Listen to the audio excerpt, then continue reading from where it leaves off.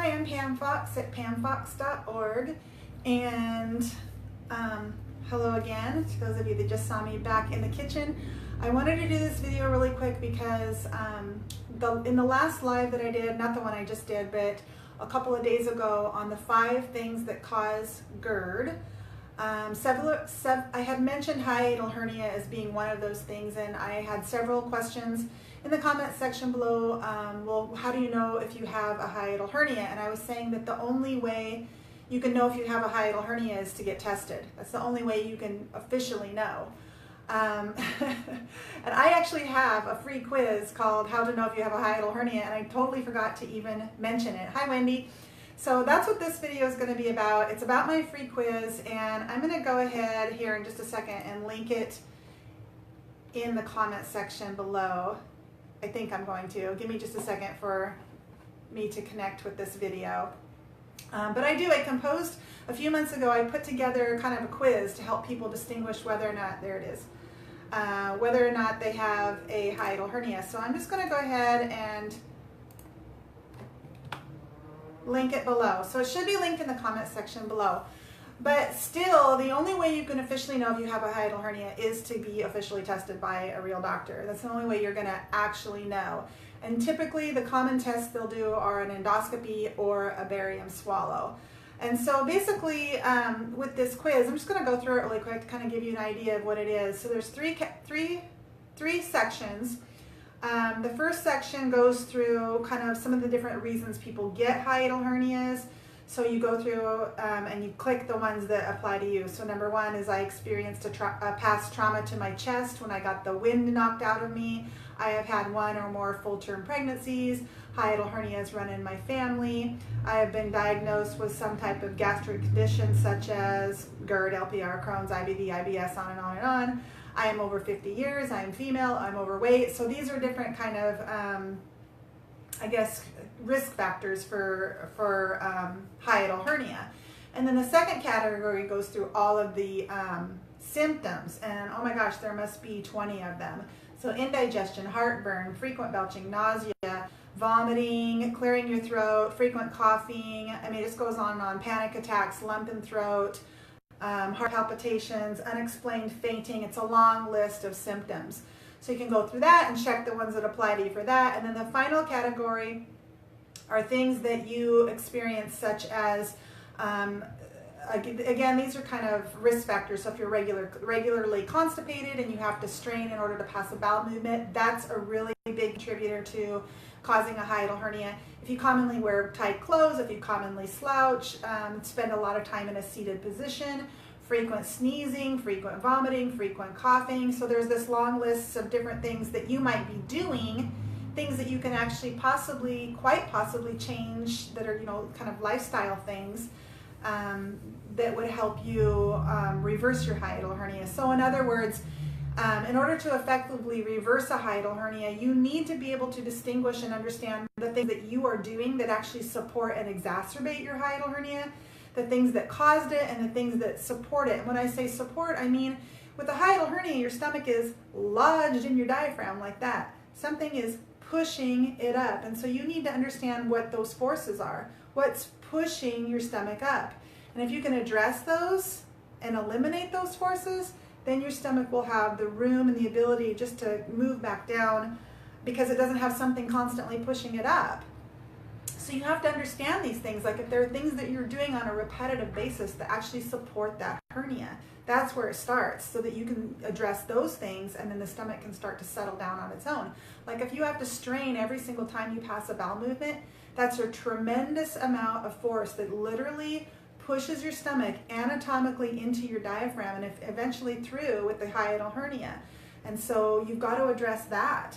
And you can address constipation. It's easier for some people than others, but you can address it.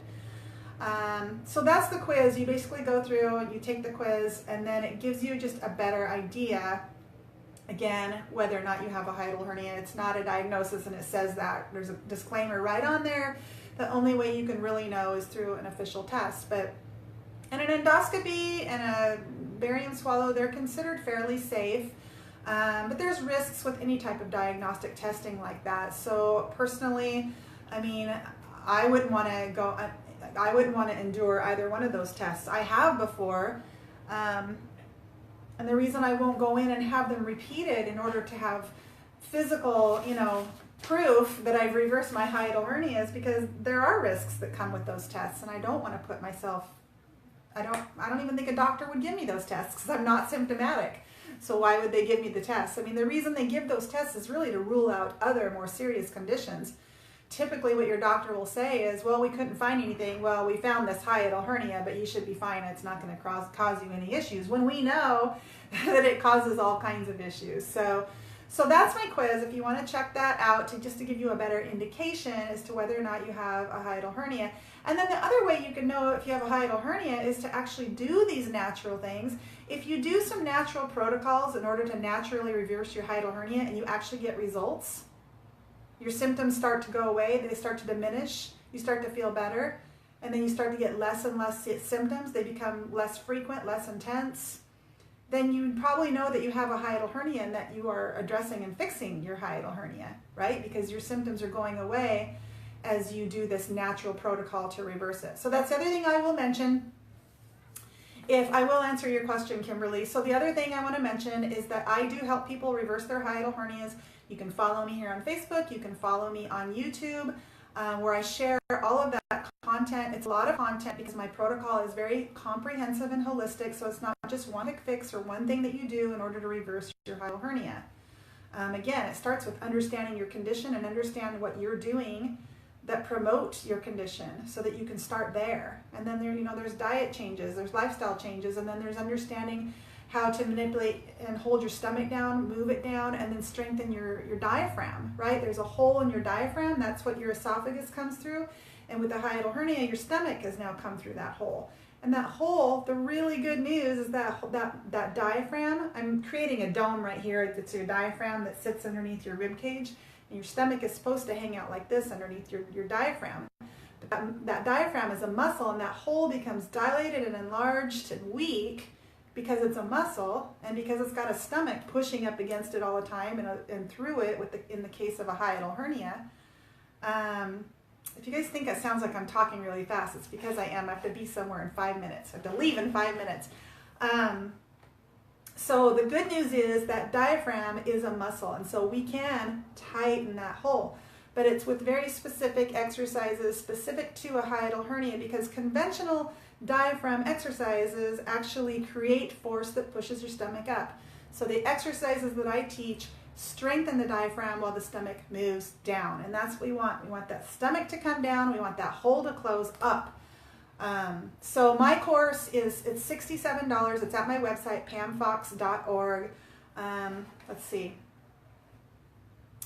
I will link that below. And in fact, I will put, when I'm done here, I will put a learn more button that'll go directly to my website. But I'll go ahead and type my website, pamfox.org, in the comment section below. Where you can purchase my course. It's $67. And again, that's just where I kind of have everything all in one place. The course takes about 3 hours to get through the entire thing. There are exercise tutorials on there. So it's just a little bit more polished version than what I'm doing here. It's not polished, it's very amateur, but it's all in one place, so it's convenient. But if you can't afford it, follow me here, follow me on YouTube. I'm always sharing, I'm always teaching, I'm always trying to answer your questions. So Kimberly asks what to do if pregnant. Well, when it comes to pregnancy, that baby is pushing that stomach up against the diaphragm, and in the later stages of pregnancy, there's absolutely nothing you can do about that anatomical positioning. Your baby is going to push your stomach up against the diaphragm. So in that case, there's nothing that you can do. But if you continue to have symptoms of a hiatal hernia after your pregnancy, then that would be the time to be able to safely reverse your hiatal hernia. There are definitely a lot of breathing exercises that you can learn and that you can implement during pregnancy that would be very beneficial for you, but you wouldn't want to get in and try to manipulate your stomach. You can't push your stomach down because the baby is always going to be pushing it up. All right, so that's some good news and bad news. But there are definitely other lifestyle things you can do for the symptoms of hiatal hernia, which oftentimes manifest in GERD or reflux. So there are things that obviously there are common trigger foods that you can avoid. that will minimize that reflux. But when it comes to pregnancy, I've been through 2 pregnancies, so I've been there with you. You kind of just have to suffer the heartburn. And if it's really, really bad, talk to your doctor. There may be some things that you can do. All right, so I got to get going. Thank you so much for watching.